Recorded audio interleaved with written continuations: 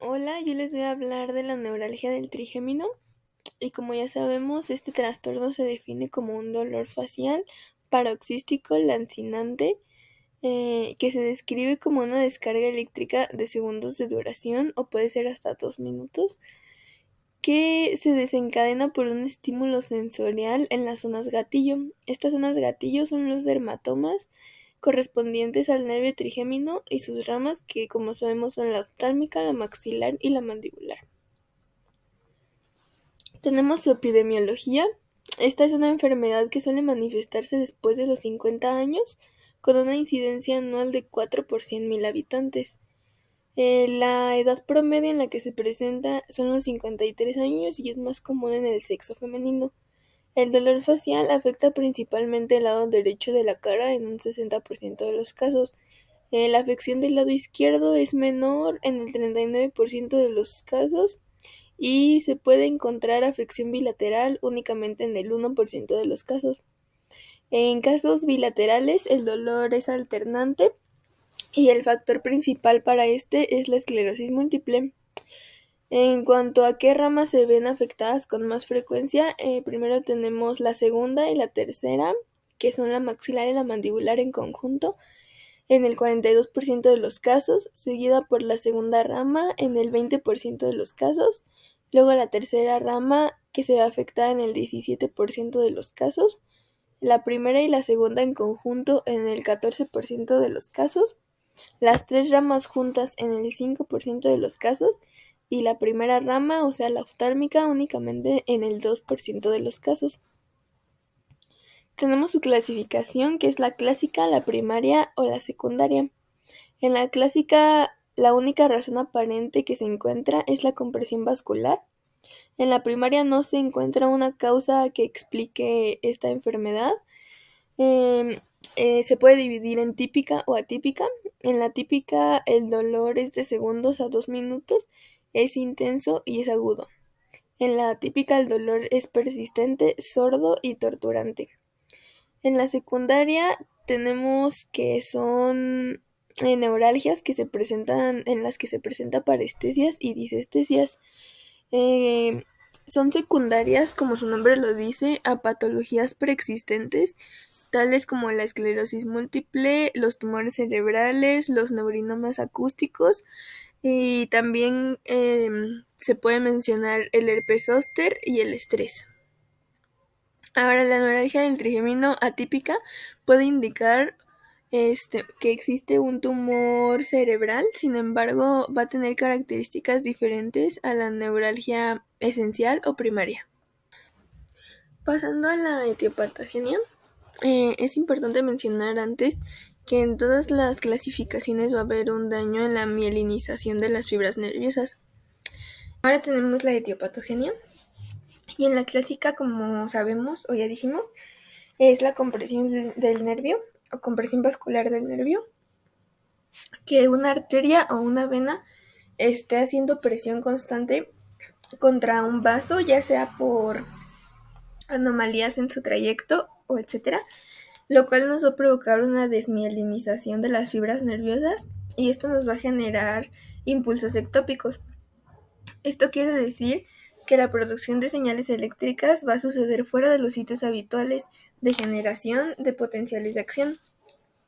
Esto ocurre o puede ocurrir debido a cambios en la excitabilidad de la membrana celular o anomalías en los canales iónicos y lesiones neuronales.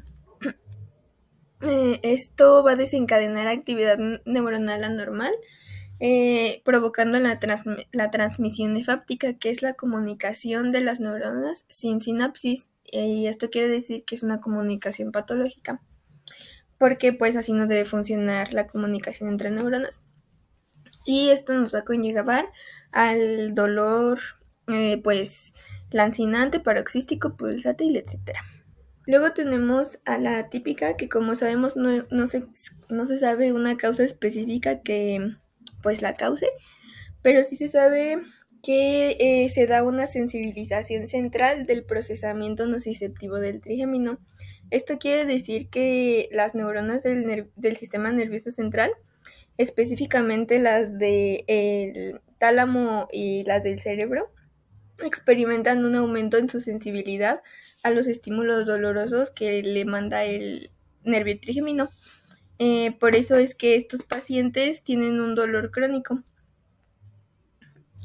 Y tenemos la secundaria, que como ya se mencionó, se da por enfermedades preexistentes y la más común es la esclerosis múltiple. En esta enfermedad, la desmielinización se va a dar en una o más ramas del nervio trigémino, pero esta desmielinización también puede ser causada por tumores ubicados en el ángulo pontocerebeloso o por lesiones estructurales del tronco encefálico. Entonces va a haber una placa de desmielinización en la zona de entrada de la raíz del nervio trigémino y esto va a ocupar espacio y también va a haber una compresión vascular y una compresión del nervio, por lo tanto igual va a desencadenar esos estímulos, bueno, esas respuestas dolorosas. Luego tenemos las manifestaciones clínicas y los criterios diagnósticos, que los puse juntos porque van muy de la mano. Estos criterios son de la International Headache Society, por sus siglas en inglés, que es la Sociedad Internacional de Dolores de Cabeza. Nos dice que por localización debe ser dermatomas trigeminales, o sea, delimitados a las áreas que inervan el trigémino. La radiación igualmente debe ser área trigeminal.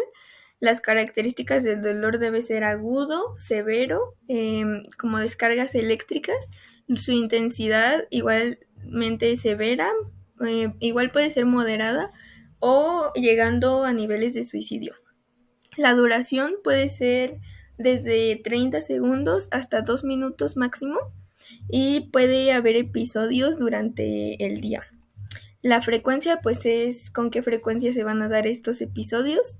Los factores desencadenantes, pues lo que veíamos en las zonas gatillo, la presión leve, incluso la brisa del aire puede desencadenar este dolor. El alivio del dolor. Este trastorno o enfermedad va a responder a fármacos antineurálgicos y anticonvulsivos. Si el dolor no cede ante estos fármacos, significa que probablemente no es una neuralgia del trigémino. Y por último tenemos los factores asociados a los puntos gatillo y también pérdida de peso, ya que los pacientes pues con cualquier cosa se les va a disparar el dolor, obviamente no van a querer comer y prácticamente no van a querer hacer nada para que el dolor no se les dispare.